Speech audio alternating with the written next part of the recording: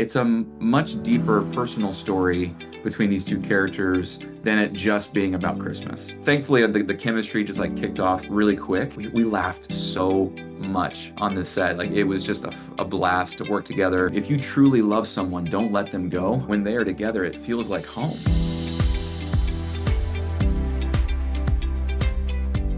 Hi, everyone. Welcome to the Heart and Motion podcast. I'm so excited to welcome Brett Varvel to the podcast. How are you doing, Brett? I'm doing great. Thanks for having me. Hey, no problem. I am so excited to talk to you. We've got a few projects to talk about, but the big one that I want to get to is The Trouble with Mistletoe, which is going to be premiering here in just a few days on Great American Family and Pureflix and GFam Plus, all of the places. So I'm excited to talk to you about that. Before we get into that, I'm always curious about, I know a lot of times actors, they're in the acting world, but we're over here, we're directing, we're doing a little bit of directing, we're doing a little bit of producing. You're even the founder of House of Grace Studios. So lots of different things that you're involved in. I'm curious when you sit down to have dinner with somebody and you try to explain what you do, what What do did you tell it them? That's always a great question, is trying to explain to people what I do. When I figure it out, I'll let you know. Okay. But so I get to live on both sides of the camera, which is it's the truest fulfillment of the childhood dream for me. Yeah. Because acting was always the first love, but in my teenage years, I got my hands on some cameras and editing equipment and started figuring out what the directing medium is like, and fell headlong in love with that. And that took me into what I thought was going to be the bulk of my career, but the acting has come back, especially in the last 10 to 15 years, and now I get to do both, which Yeah. is tremendous.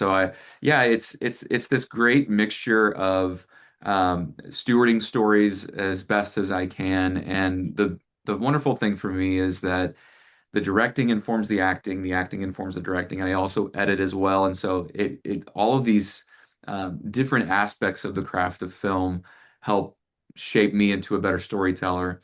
And so I'm tickled to death that I get to do it because it's all I've ever wanted to do from the time I was like 5 years old. So you have even got to direct some episodes. We're going to talk a little bit about County Rescue here in a little Yeah. bit, but you even got to direct at least one episode on County Rescue, right? Yeah. So season three was first chance I got to direct an episode, and I think it's episode four, if I remember correctly, in this season, that I was afforded that opportunity, which was just it was so cool because I'm been involved with it from the beginning, playing Andy, and so I was very honored and humbled that they put that much faith in me to take one of the episodes and put my little spin on it. And it's a show that's just very near and dear to my heart because that cast has become like a second family to me. And so they didn't haze me, thankfully, when I stepped into the directing chair. And but working with them on camera has just become second nature. So then directing everyone else in an episode was a really rewarding experience. It was my favorite week on set of season three. Yeah. Uh, but yeah, it was really cool. So you mentioned, a few years back, kind of swinging back and getting more into the acting. What was it about that role that you really wanted to get back into? So it's an interesting thing because I when I graduated college, I was really just focused on the directing. Acting, I had done some commercials and things like that, but it wasn't anything that I was really focusing on. And I was young and ambitious, and so I was directing some different short films. And then a couple years into my marriage, was fortunate to get the reins to direct my first feature film, but we didn't have anyone to play the lead. And I knew the character. I knew what I wanted to do, so I just put myself in that role. And once that movie started to get circulated, my name started getting passed around, especially in the faith and family genres of filmmaking, and people reaching out to me and asking me, "Hey, would you audition for this role or whatever?" I didn't have representation at the time. I didn't really know what I was doing, and and was just trying to figure it out. And there was a heavy amount of imposter syndrome that I dealt with because I felt like I hadn't earned that right to be an actor by only casting myself in a feature film. But wouldn't you know it, the doors just continued to open. And especially like around 2016, 2017 was when the acting started to take a little bit stronger of a normal place in my life. And every year it's become um, more the mainstay. People know me more as an actor than they do as a director. And it was just such a humbling thing because I I had this conversation with God years ago that I wasn't going to pursue the acting unless it was something that He clearly wanted me to do. And if He did, that the doors would have to open that I wouldn't even know to knock on. And that was happening time and time again. And and then getting the opportunity of a lifetime to be cast in a show like County Rescue just opened up even more doors that I didn't even know were there. And that ultimately led me to getting cast as Luke in The Trouble with Mistletoe. So we've seen you in several of these projects that really focus in on hope and redemption and the relationships. Is that something that you are intentionally looking for these days? Yeah, it's something that when I was 18 years old, I mean, I had the bright-eyed dream of I wanted to go out to Hollywood and be the next Spielberg and, make the next great American classic movie or whatever. And when I was 18, I had a really intense change of heart that I wanted to use the craft of film to bring hope and healing into people's lives. And so that's been like a foundation for me from the beginning of my career. And as I've had the opportunity to do it more and more, whether it's an overtly like Christian film or whether it's a family-friendly movie or whatever the case is, it's really where I've found my home because it's so personal to me. I'm a husband and a father, and I want I want my family to be able to watch something that's wholesome, that's clean, that's going to make their life better and not worse.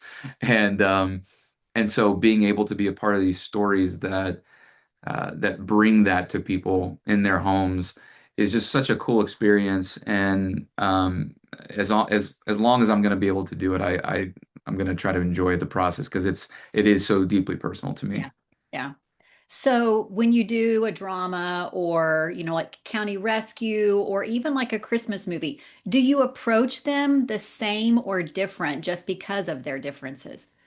I think there are some similarities, like the fact that it is it is storytelling. There are going to be things that are going to keep popping up. In fact, I remember walking onto the set of a movie called American Underdog, which was probably the biggest movie I've been a part of. Yeah. And I was a little nervous. I mean, stepping onto a set like that with guys like Zachary Levi, and but my first day on set, I just realized the mechanics were doing the same thing. It's shaped a little different. There's more people, there's a bigger budget there, but it's the same thing that we're approaching to do.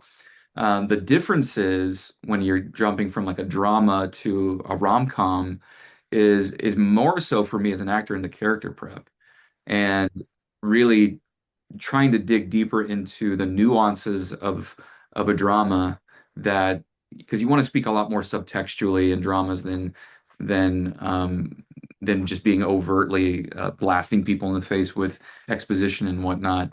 And then with rom-coms, there's still a lot of character prep, but it's a lot more audience focused for me than Mhm. it is just character focused. Because we watch these holiday movies because we want to, escape for a couple hours. We want to feel good. We want to and pick up that hot chocolate or that, whatever and get lost in the Christmas spirit, and so there's a lot of audience mindedness in when we're doing a rom-com versus like a straight up drama. Did you learn that just from the experience, or is that directing side that you've kind of picked up on over the years? I think it's something that has morphed over the course of my career. Um, definitely has been by process of just doing it, but then also paying attention to how audiences respond and being intentional about looking at audience feedback and not being afraid of it. I mean, earlier in my career, I took some of those negative criticisms very seriously, and it personally, cut me deep.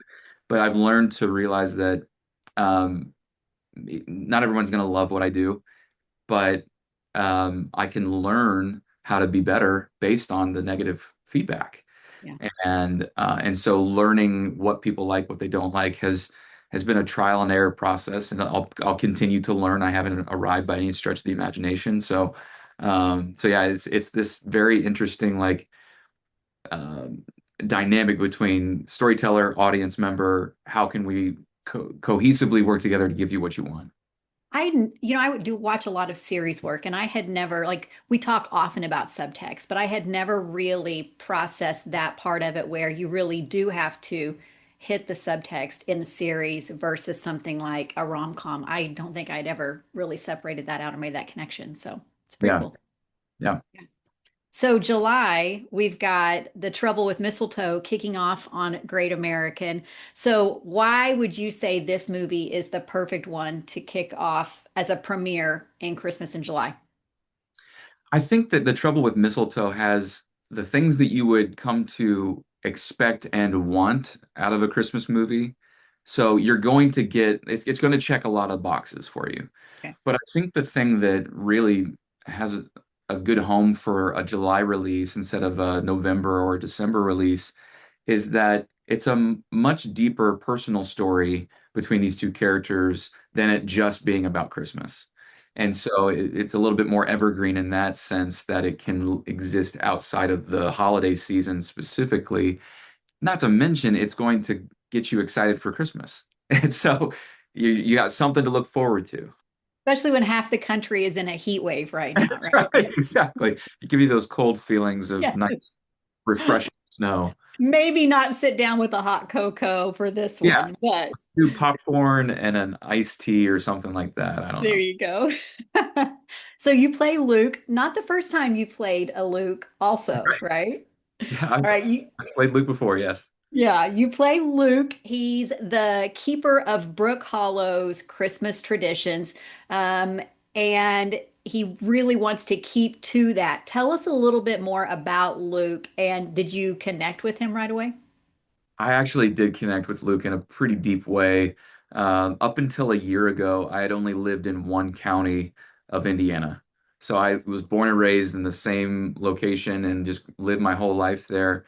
And that's Luke. Like he's a homebody, but he's also so he values the community that he lives in so passionately Mhm. that it's become a part of who he is.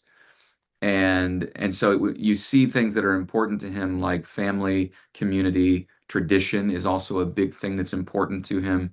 And that's something that was very that resonated with me because I fear that we live in a society right now that is so eager to kick tradition to the side Mm. because it's old, Yeah. and we're missing out on the lessons that those traditions exist to teach us. Yeah. And so I really connected with him in that way, and seeing the communal aspect of what doing life shoulder to shoulder with people is supposed to look like, rather than just being an individualistic person who does everything on their own. So So this movie is an adaptation of Jennifer Snow's book. Is that right? yes, yes. Did you read that book beforehand? I hadn't read it, and honestly, this project came about so quick for me. I was on the beach in Destin, Florida, and which is a great time to get a call from your agent. Yeah.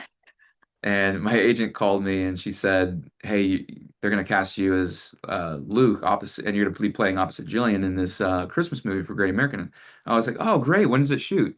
And they said, "Next week." So I said, "Okay, that's great." So I had very very little time to prep for the role, but that's how this business works. Sometimes when that phone rings, you got to go. When you got the work, you do the work, right? Had you worked or met Jillian before? I had never met her. So Jillian and I, it's hilarious because we have so many of the same friends. And when my friends found out that she and I didn't know each other, they were shocked because they just assumed we run in the same circles, we must know each other. I came close twice to booking a movie with Jillian, was edged out by some much better talent than me. And and but I and I was also attached to another movie that she and I were supposed to be doing, and that didn't come to fruition. So when I saw that she was the female lead, I thought, well, finally get a chance to work with each other. And we texted each other a couple days before just to try to introduce ourselves to each other. But we met on set doing our wardrobe fitting in the makeup room, and we clicked instantaneously. Like we really hit it off. We share so many of the same values, and um, we laughed so much on this set. Like it was just a blast to work together, and so it was. Thankfully, the chemistry just like kicked off really quick because we didn't know each other Yeah. beforehand. So she plays Victoria, Yeah. who creates a bit of a problem for Luke. Can you talk a little bit about the issue with Luke and Victoria? Yeah, so the issue with Luke and Victoria actually starts with their past. They were together at one point, but they've separated. She went off into the city to chase her dreams with her career, and Luke stayed in a home in Brookhollow to stay faithful to the community that he was a part of. And there's the community center that's like the heart and soul of the community is old, it's run down, and there's a firm in the big city that wants to buy the building, demolish it, and do something else. And Luke buys the building out from underneath her, and without knowing uh, who did what, they send Victoria, her boss sends Victoria to Brook Hollow to try to work a deal to convince this buyer to back out of the deal and give it to this big firm in the city. And Luke says no. And he stands his ground, and it creates a lot of tension because now they've got this business rivalry between the two of them, while at the same time, some of those old feelings start to surface between both of them. Do you feel like he's saying no because of the past or because of his commitment to Brook Hollow? Um, so I think it's both, Okay. honestly. Like there was there's a few scenes where you'll see that he's doing it just to spite Victoria. Yeah. This is to get back at what she did to him. Yeah. And there's also just this reality that this place was the heart and soul and is and can continue to be the heart and soul of the community, and he wants to preserve what it is, not what someone else wants to make it into. Yeah. So without giving anything away, how would you describe the first time that they reconnect? So the very first time that they reconnect in the film is an unannounced visit that Victoria makes to the community center while Luke is decorating, getting it ready for Christmas, and she finds out very quickly not only that he is the one who bought the building, but that he has literally no intentions of selling it, and plays a little hard to get to rope her into staying a little longer than she may have wanted to. So this is, guessing, a movie about second chances. Yeah, maybe that's a Okay. good All right. assessment. Okay. What is it about Luke and Victoria's history that makes rooting for them so irresistible? I think a good way to look at that is the fact that everyone in the town is very aware that these two belong together. Got it. And you see that in different conversations with some of the supporting cast. But then even Luke and Victoria understand that when they are together, it feels like home. They have these differences of opinion, and she's loving her life in the city. He loves his life in the small town, but yet they can't deny this electricity that they feel between the two of them. Yeah. And so when you see that, it becomes almost inevitable that you have to root for them. You have to, there's got to be a way that this will work. Yeah. Is there a scene that you're really excited between the two of them for the audience to see?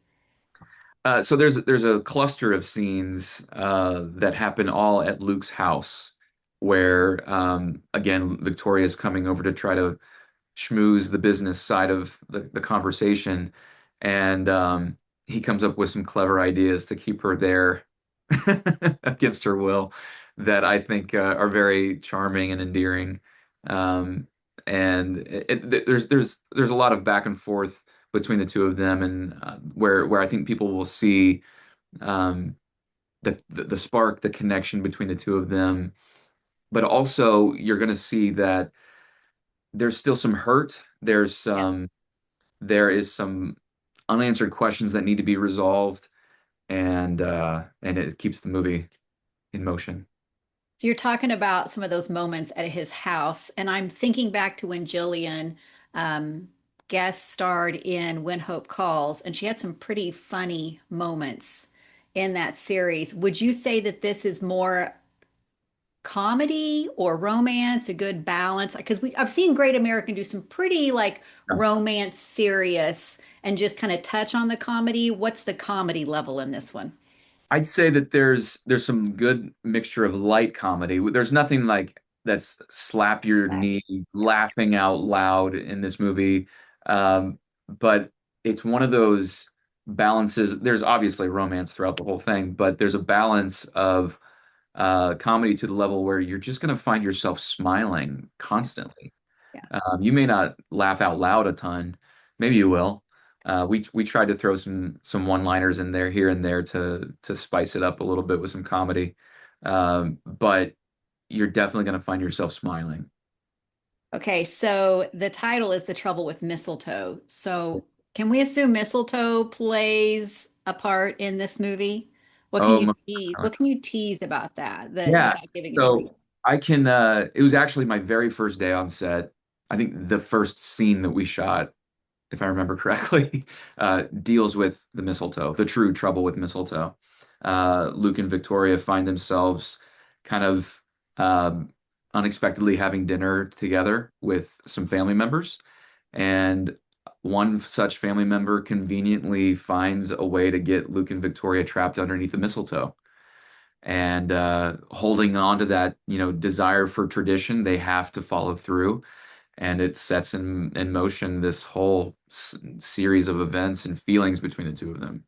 Got it. So aside from the romance and a little bit of the rom-commy, um, we've talked about that tradition versus progress. What do you hope viewers take away from watching The Trouble with Mistletoe? Well, you mentioned second chances, and I think that that is something that is so cool about this storyline is that, in one sense, the story of Luke and Victoria can kind of serve as a warning of, if you truly love someone, don't let them go. Yeah. But at the same time, there is hope for true love, and and it's worth fighting for. It's worth going the extra mile and sacrificing for.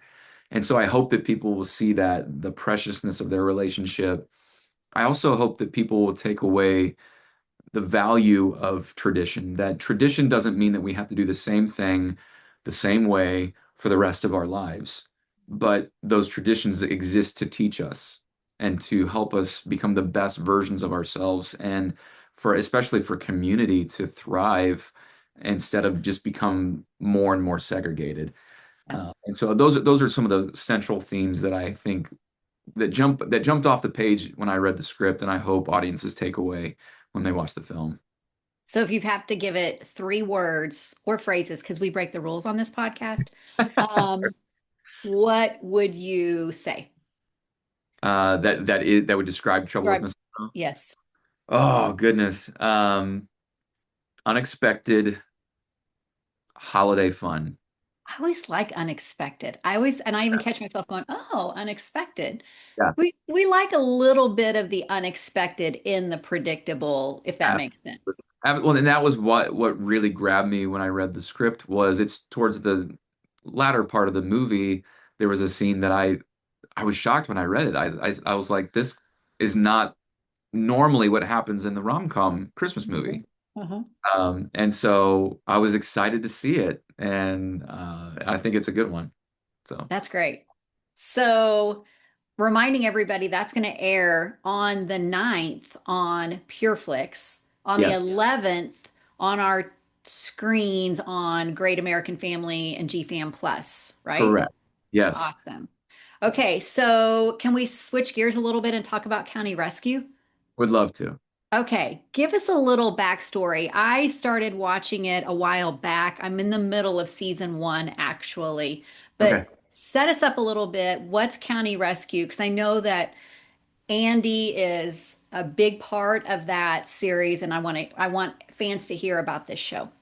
Absolutely. So I love County Rescue. It's very near and dear to my heart. This was a show that came about. It was actually Great American's first original series.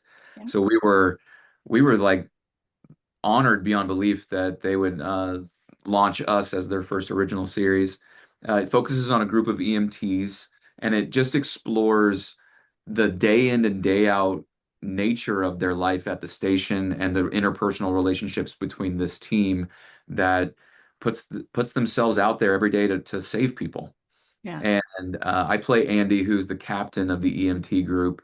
And in season one, you quickly find out he is the goofball, the lighthearted one of the group. He loves to have fun, pull pranks. He's kind of stuck in the '90s era, and it just loves life.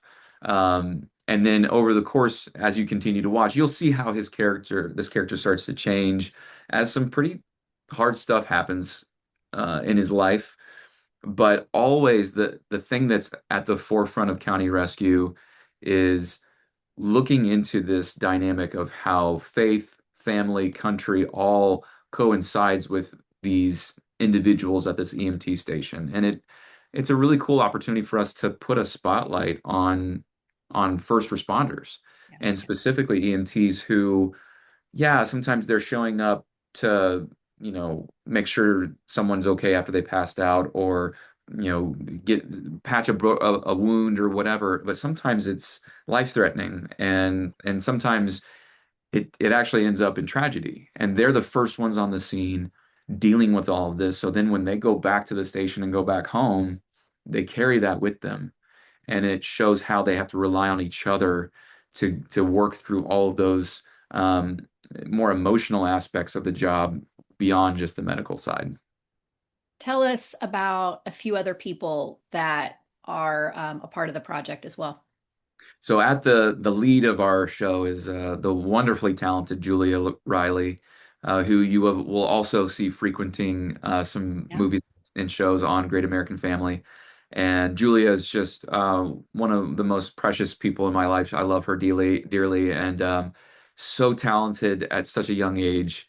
And she plays Danny. And in season one, especially through season two, she's trying to figure out who she is. She feels like she has this calling on her life to be a rescuer, but she quickly finds herself in the middle of a debacle at the station because there's three rookies competing for one spot, and it's a challenge for her to figure out where her place is in this new world that she's found herself in. So Julia is at the helm there with as our lead. In seasons one and two, you have Kristen Wallet, who plays my wife in the show, who she plays Ashley, and you also have Tim Ross, who plays the wonderfully delightful chief of the station. And uh, you have I'm blanking on people's Riley Huff, who plays Tim, who's also one of the rookies in season one. Yeah, it's this incredible cast. I could talk about every single one of these people for hours because I genuinely love these people like they're my family members. You did really good because sometimes when I ask that question and I put people on the spot and they're like character names and their real names and they're all over the place, you nailed it. That was awesome. So, okay, County Rescue has had 3 seasons. Yeah. It just wrapped season 3. Have we heard about season 4? We have not heard anything yet, but I'll say this. I saw a lot of comments on social media and even just bumping into fans in person, people want a season four. I want a season four. Yeah. But currently, there's been no announcement. But there was a pretty big cliffhanger at the end of season three, so I think it deserves a season four. Can't end that way. Yeah, that's right. Brett, what else do you have going on right now? Because I know that you've kind of been doing a few other projects as well. Yeah, I'm in development mode right now on a bunch of different things. There's a movie that I made a couple years ago that's like my heart on a silver platter. It's called Disciples in the Moonlight, and we're working on some sequels to that right now, which should be very, very exciting if we could get that off the ground. It's a more into the heavy drama and thriller genre, and I've got uh, some other projects that are very tight-lipped at this point, but they're in different stages of script and financing type development that hopefully next year will be very, very much underway on. Got it. Okay, so we've got County Rescue to go back and watch 3 seasons Yeah, there and keep our eyes and ears open for other things that are to come, that's we'll right. say. Yeah, All right, do you have time for a quick game? would love to. Okay, let's keep it. Should we go Christmas? I feel like it's fitting, right? Yeah, yeah, we have to. It's Trouble with Mistletoe. Okay. Favorite Christmas tradition? Okay, favorite Christmas tradition. Actually, it's a new one that I know will be a Christmas tradition. I love to cook, and the last few years I have been trying to perfect a beef Wellington for my family Christmas dinner. And early on, it was like a bumpy road, but I feel like I've finally found my footing, and that meal we all look forward to. It's so fun. I feel this the sense of accomplishment. I pat myself on the back every year when I do it because it's hard. And the family they love that meal. Are you the type where, like, I know in our home, Thanksgiving and Christmas meals cannot be the same at all. They Yes, have to be vastly different. Is that the same for you guys? absolutely. Yeah. So we're very traditional on Thanksgiving. We do the turkey, the stuffing, the yams, all the things. Yeah. And then Christmas, we try to change it up pretty dramatically, which is why I settled on the beef Wellington instead of like a Christmas ham or something like Yeah. that. Yeah. Okay, real tree or artificial? I'm an artificial tree Ah, type guy. I know everyone is gonna hate all the that. traditions are I out the know, window. but my reasoning is because I like the look of the artificial trees, and I'm also a little. My wife and I are very efficient when it comes to like storage, and so just being able to put it in the attic each Yeah. year, it's nice. Do you Less. leave all the ornaments on and saran wrap it and No, stick no, we it? we we fully undress it and then we put it back up. We're not that bad, but yeah. I will say I have a small tree that one year I'm like, I'm not putting the big tree up this year. I'm going small. And Yeah. then your brain goes, I've seen people do it. I'm gonna Yeah. try it. And I did it and it was fantastic the next year. That's amazing. I love that. Okay, hot chocolate or like eggnog? Oh, hot chocolate all the way. Just not in July. Yeah, probably not going to be doing that for the premiere of Trouble with Mistletoe.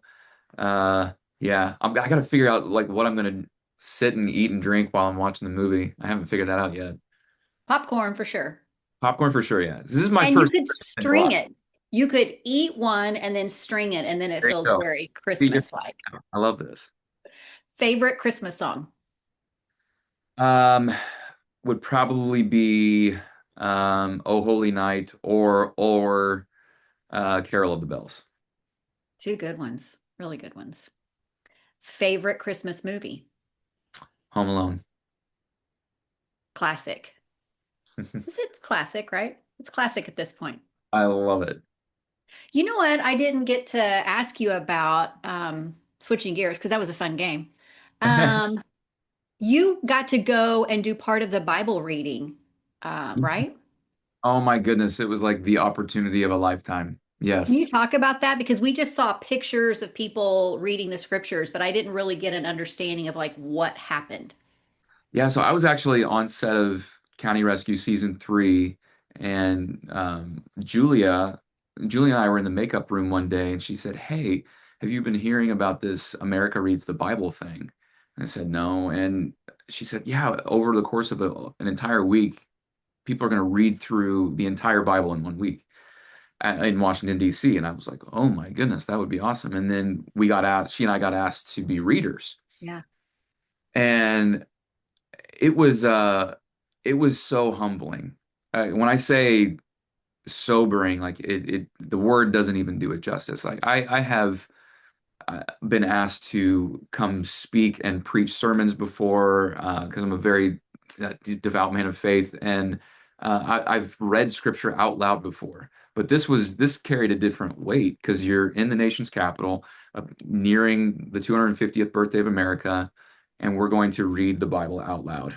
And it was just such a sobering thing because you had all of these people from the highest office in the land, the President of the United States, to people in the arts and entertainment, to church ministries, man, authors. There was a gamut of people all checking their egos aside and saying, "We're just going to come together and read the Bible." And it was just such a mind-blowing experience for me. And I got to read Daniel chapter 8, which is a very confusing chapter in and of itself. And in the lead up to this event, my pastor at my church was preaching through the book of Daniel. And so it was like a good timing because I was able to Yeah. digest the full reality of what that chapter is saying, and then kind of know what I'm saying before I'm reading it out loud. But it was just such a special thing to be a part of, to kind of recommit the country to this biblical principle idea of how it was founded. And and yeah, like I said, just all these different people from all walks of life coming together to link arms together and do it was a very uniting experience, if I could use Yeah. that. Yeah. That's had to be amazing. And I just think, 250 years, and that's one of the things that we're doing as a nation. Yeah. And I'm like, it doesn't get much better than that. So Right. setting the course for the next 250, although, That's right. anyway. All right. Well, Brett, it has been fantastic to talk to you. I'm so excited for everybody to see the movie that's coming out, The Trouble with Mistletoe, one more time. July 9th on Pureflix, July 11th on Great American Family and GFAM Plus. Go watch County Rescue. You have 3 seasons. Is there another project we should check out too? I always like to ask that. What's another Actually, if project you're going of to Brett's we be should check out? Yeah, if you're going to be on Pureflix, a fan favorite is Running the Bases. Did that one a few years ago. Disciples in the Moonlight is also on Pureflix. Love that. There's a lot of movies that I've been in that are on Pureflix. Yeah. Play the Flute is also, I believe, still on there. Those are some of the ones that jump to the top of the list. I bet we can just hit search and type in Brett Varvel and Maybe, pull up the playlist, right? maybe, yeah. All right. Thank you so much, Brett. It's been great to talk to you. Likewise. All right. Bye bye.